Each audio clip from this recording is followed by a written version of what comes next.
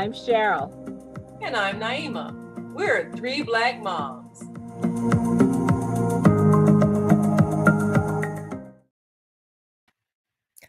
I'm going to start this show with a disclaimer. My sisters and I all have college degrees. Our children, I believe, all have college degrees. At least one has advanced degree, and another is going for an advanced degree. So, and even though our parents didn't have college degrees, they both had college, experience. They both went to and got some college. So I'm saying this not as a college elitist, but as someone who has looked and talked to other people who maybe had some college but didn't finish or had no interest in going to college. And my question this morning is college really for everyone? And the reason why I say that is because things have changed since both my parents went to when our parents went to college and since my sisters and I have gone to college. College then was quite expensive, but it was still affordable. And people who are baby boomers like us all have thoughts of saying, well, I could pay for my college by my summer job. Now children, and they still are children even at 17, 18 years old, are going into six-figure debt to go to college, and sometimes they don't even finish, but that debt is still there. This generation, Generation Z, that is in college now, and Generation Alpha, that is coming up next behind them, are worried that they won't be able to buy a house, that they won't be able to have children, that they won't be able to do a lot of things that we could do with our college degree because they will be saddled with so much debt. So, sisters, knowing all of this, can we talk about whether or not college is really for everybody and if there are alternative ways of making money? I would like to say that it is important to be willing to send your children to college, but also be willing to do the work that it might take to keep yourself from going out of debt. I know that all of my children had scholarship money, but my oldest, when she went for her master's, she actually did take out a loan. And she had those loans paid back by working overseas as a teacher. So all of her loans, all of her debt was covered in 3 years. That's not true for a lot of people. And I think it is important to be willing to have your child, your student, if they're going to go to higher education, but they can't afford higher education all at once, work years in between so that you are not saddled with debt. There are a lot of scholarships out there, but you have to work for them. You have to hunt for them. You have to find them. You have to write essays. You have to follow through. And it may be more work than a person wants to put in to get that kind of scholarship coverage. And it's okay for higher education to go ahead, go to school for a year, work a year, go back a year, work a year. It all seems so important to get everything done all at once. But the truth is, you don't have to. My youngest daughter went to college the first year, the second year, and then she worked years in between and recently got her degree. And it was okay because some students, some young people need to work first, find whatever avenues of interest or love or passion that they have, and go ahead and do that thing, and then maybe follow through with college. A lot of students these days go to college to please their parents, and they sometimes take subjects that they are not interested in, but they're doing this to please their parents. And there are other ways of being able to be fulfilled in an industry that you love, that you have a passion for. You could go to a trade school first. You could go to a 2-year college first. You can do these things over time and recognize what your dream is, what your passion is. But you don't necessarily have to go to college right off, or go to college and be there for 5 or 6 or 8 years, depending on what your major is going to be. I know of some very intelligent, well educated people who did not go to college. Some did not even finish high school. Now, granted, they're older, but they're successful and they love what they're doing. Well, I think that is the key thing. Are you happy at what you're doing? And success can be defined pretty much, are you happy with what you're doing? If you're able to support yourself as an adult and live comfortably in the lifestyle that you would like to live, and you enjoy doing what you're doing, then college is not necessarily for you if what you need to know to do what you're doing doesn't require a college degree.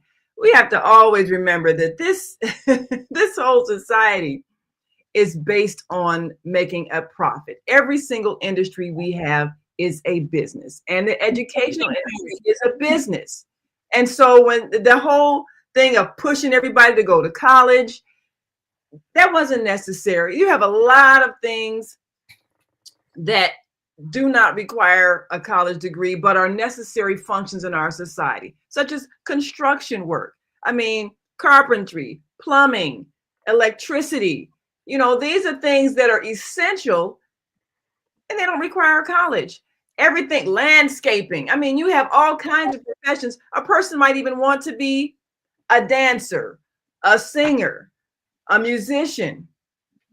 And there are many different schools, creative school, artistic schools that are not necessarily college, but training programs or programs that you can get some exposure. There are so many things that you can do that you love that people will pay you for because you're doing it well and you are able to enjoy your life.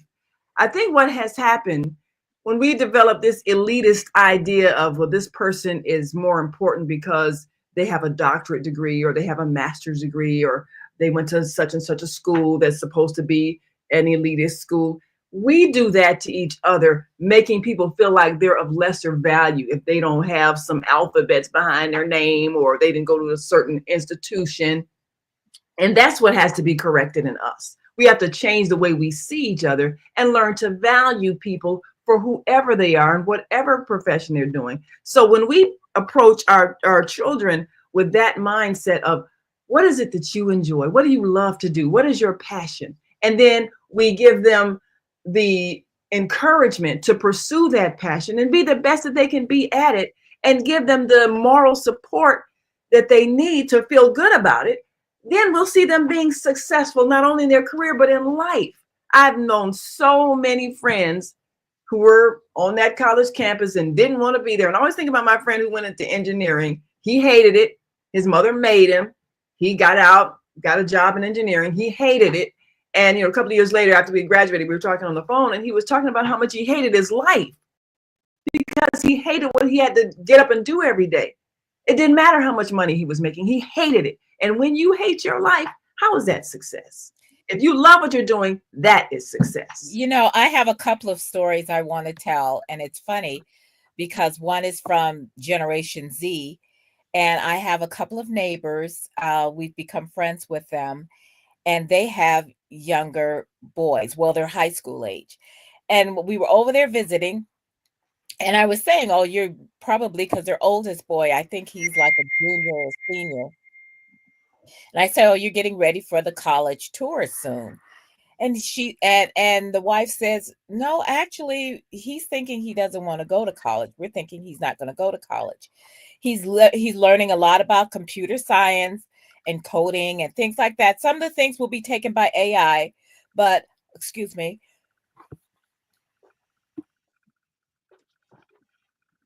Sorry, I had a cough. Um, and so and he's learning in high school. So he's thinking he's going to get out in high and after high school and get a job right away in what he loves. The other comes from my tap teacher. Now she's in her early 70s.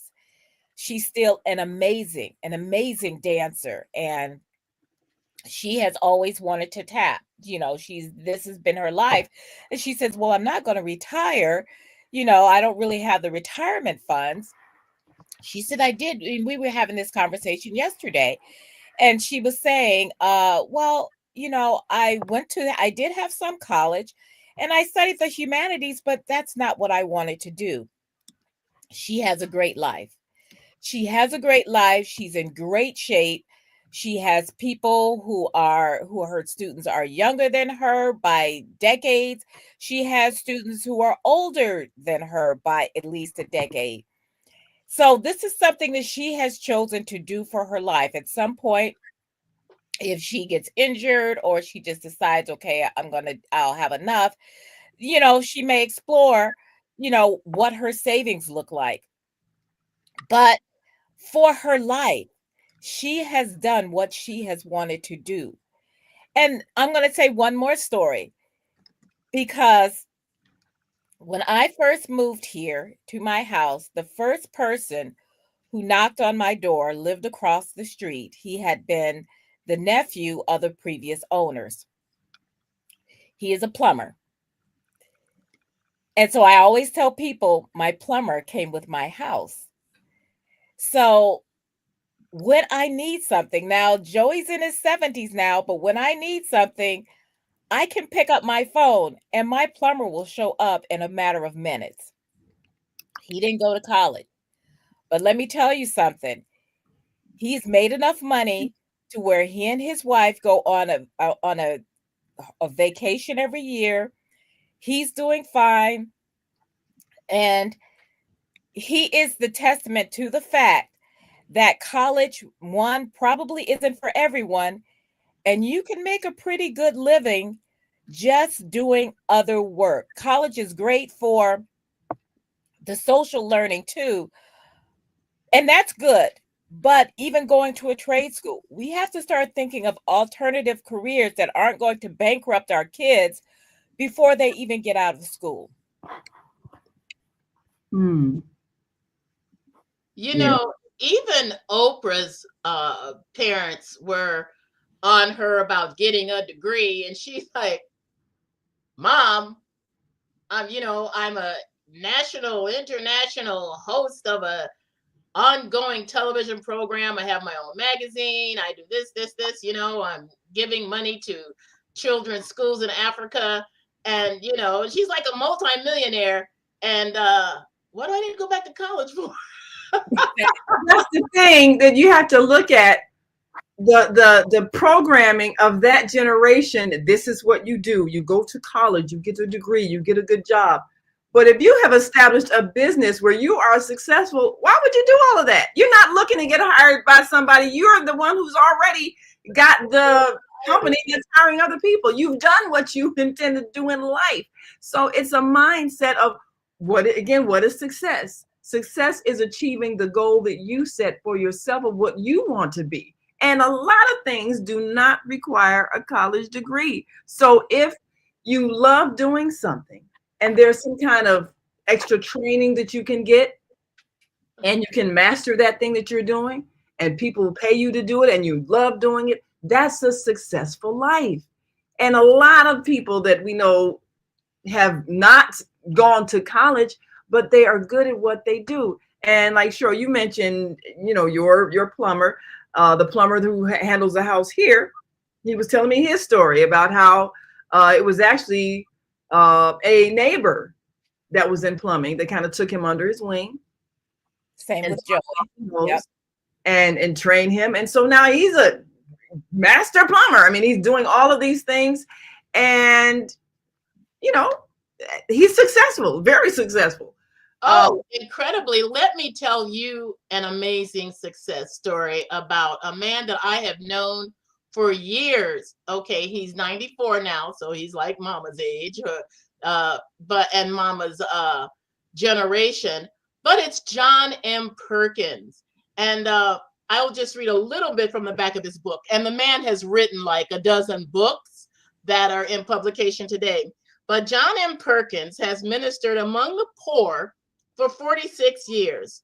He founded Mendenhall Ministries, Voice of Calvary Ministries, and Harambee Christian Family Center and Preparatory School, and was co-founder of the Christian Community Development Association. Today, he directs the John M. Perkins Foundation for Reconciliation and Development. He was the publisher of Urban Family Magazine and author of 12 books. Now, despite dropping out of grade school, this man's story is that he dropped out of school at the 3rd grade. A lot of things happened to him. He actually today holds 8 honorary degrees from the directors of World Vision, Prison Fellowship, National Association of Evangelicals. And his story is that his brother died in his arms. He was shot by a deputy marshal. He was beaten and tortured by the sheriff and state police. But through it all, John M. Perkins returned good for evil, love for hate, progress for prejudice, and brought hope to Black and white alike. Now, this is a man who runs a ministry in Mississippi and who, of course, now he's 94 years old. But like I said, he did not even finish grammar school. And there are a lot of things that happened in his life that brought him to where he is today. My favorite book that I'm actually writing my 8-page thesis for the class Black American Literature that I'm taking, Let Justice Roll Down. This is my favorite book of all the books that he's written. And but this man did not go to college. He did not even finish grammar school. But look what he has done with his life today. Well, I have a list scrolling across the screen of careers that don't require a college degree. Of course, carpenter, plumber, electrician, bricklayer, auto mechanic, landscaper, singer, dancer, musician, painter, roofer, business owner, and as you just pointed out, book author. You see, you don't have to go to college to write a book, and there are many successful authors of books that have not gone to college, many successful business owners that did not go to college. And a business is just basically you're selling something to people and you do it in an organized fashion. And at some point you are even able to expand and pay other people to help you sell the thing that you're selling. It doesn't require any kind of college degree. So most people who have been made to believe that unless they get a degree, they're not quite successful, need to look at what is it that I really like to do? And is this something that I can get more experience in, training in, and develop my skills in? That, like you said, Cheryl, you're not going into debt to do it because you don't have to take out a loan to take these classes and be on campus and pay for housing and all that. That's not even necessary. So we just need to really pay attention to our children and their aspirations. And if they say, well, I don't want to go to college, don't feel like you got to make them or shame them into it or make them feel like they're going to be a loser in life because what they desire to do isn't what you have in mind for them. And I had a friend who she was taking, well, she did not have a very good counselor who cared about her. She was Mexican American and she was going to college, but she didn't really know what she wanted to do. And her counselor said, well, just look down the list of available opportunities and pick a subject, and that should be your major. Well, the first word was accounting. So that's what she went into. And she told me, and she's retired now, but she told me all the years that she was involved in that, she hated it. She hated it. Yes, you can't make someone love something just because you think they should. And a lot of times people, like you said, will make their children do something that they don't want to do because this is what they say are where the jobs are. But we do so much to limit our children's dreams because of the era that we grew up in, just like our parents grew up in an era where the thing to do, you get a good job with benefits so you can retire, and this is supposed to be your life so you can buy a house. You do these things this way so that you can have the security. And yeah, that might have been the way that you all did it in your time, but times have changed. And now with the internet, yesterday I was watching this seminar with somebody who is making money as a podcaster and an influencer and getting paid all of this, but just being on the internet, and they don't have a degree. And you think, how are these people making all this money doing this? But this is the time, this is the era that they're growing up in. So they have different opportunities than what we have. The world has changed. So we have to change our advice to the young people. You can learn almost anything on YouTube. Go ahead. Yes. Yes. I know there was like something I had some I think it was a body wash, and I couldn't figure out how to open it. And I says, okay, you're not stupid. But I did how to open it, and apparently it was a thing because it came up and somebody and they showed you how to do it. I said, oh, okay, so I'm not. You made a video of how to open the bottle. Somebody had to make a video, but enough people had a trouble opening this thing that somebody said, okay, if this was hard for me, it's hard for other people. But I also want to say, Barbara had brought up about like maybe taking some time, and I think what we have all done, which was different from our parents. Now, our parents were telling us, take the civil service exam. Remember that everybody used to say, well, take the civil service exam. And people don't really say that anymore. But I remember Daddy saying that even before we went to college. But it was about getting a job, being able to get some kind of stable job. And that's always good. People want to work, and they want to and they want to be able to support themselves and do the things that they want to as part of adulting. But I also remember, sometimes, even though we put our kids on the path for college, they're not always ready to go. Now, when Sarah was ready to go, when it was time for her to go, and I asked her afterward, after she'd graduated, did you want to go to grad school? Well, yes, she did want to go to grad school, but she was done for a while. She had been doing about 17 years straight of school. Since she was 4. Yeah. By that time, she says, no, I want to take some time. And so she did. She graduated in 21. She's going to be going to grad school this fall. And it's been good for her because she's also gotten the kind of experience that narrowed down what she wants to study. And this is the thing, is that we're pushing 17, 18-year-olds to go to college, know what they want to do for the rest of their lives, and then go into debt to do that. Now, sometimes it works. Like I said, I knew what I wanted to do. I knew I wanted to be in journalism from the time I was about 15. So that was easy. And I was surprised later on in my life that people were saying, you knew what you wanted to do? I had no idea. And they were going to college where they were still going into the junior year and not declaring to figure it out. They hadn't figured it out. And now when I talk to kids, and I talk to college students because I teach in a college, and I tell them, don't look for your dream job, look for your first job. Right. And understand that what you want to do at 18, 19, even 25 may not want to be what you want to do at 35. We can keep changing. And even if you went to college for something, that doesn't mean you have to do that for the rest of your life. You're not locked in.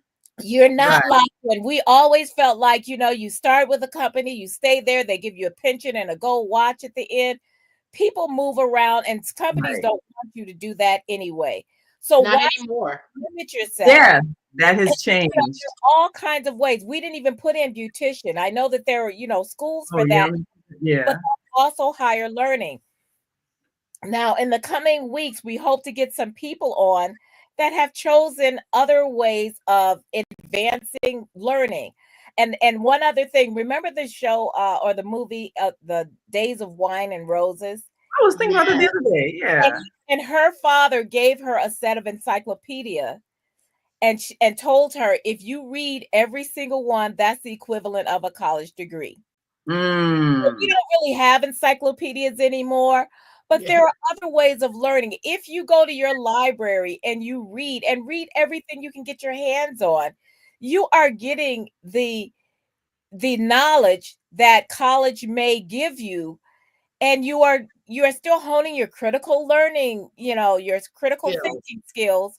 You're learning a lot, but don't limit yourself and don't lock yourself in. If you're not sure, it's okay not to be sure. Who of us, other than somebody like me who was 40 when I was born, know exactly what to do? And Born even gold. then, I ended up doing things that I hadn't dreamed of. I had no idea that at the end of my career I would be teaching college. I would be teaching. That wasn't on my life plan. Yeah. So you never know what you're going to become. And as the saying says, life is a journey, not a destination. So you Right. might do many, many things before you finally do retire or whatever. And some people never retire. Some people do what they love doing forever. Ever. And they live out their lives doing that thing that they do. So And what's why the not retire test? either? I was going to say that a job that you love that you would do for free because you love it so much and getting paid is the icing on the cake. That's it. That's success. Well, it is time for us to go, and we want you to think about what you love and what you would, like you say, what you would be willing to do for free. You love it so much. And then you can master it and enjoy getting paid because you do it so well. And that is the most successful career you can have. So we're going to bring you some alternatives, people who are doing things, they didn't go into debt to learn how to do it, so that you can give your children a greater vision of what they can become without feeling stressed if you don't have all their college money saved up and maybe they didn't get the grades where they could get a scholarship. Well, that's okay. Just let them be who they are and let them enjoy life and let them master the field that they would like to be masters of and enjoy doing it and be successful at it and feel good about it and encourage them to follow it. And a gap year is also an alternative. It's okay. It's okay. Well, until next time, we want you to remember to like and subscribe to our YouTube channel, 3 Black Moms, and our Facebook page, 3 Black Moms, and feel free to leave your comments. Have you talked to your children about their true aspirations? And tell us some of the things that they said they'd like to do. We'd like to help them make that choice. So until next time, I'm Naima. I'm Cheryl. I'm Barbara. We are 3 Black Moms. And we will see you next time on 3 Black Moms. Enjoy the rest of your day.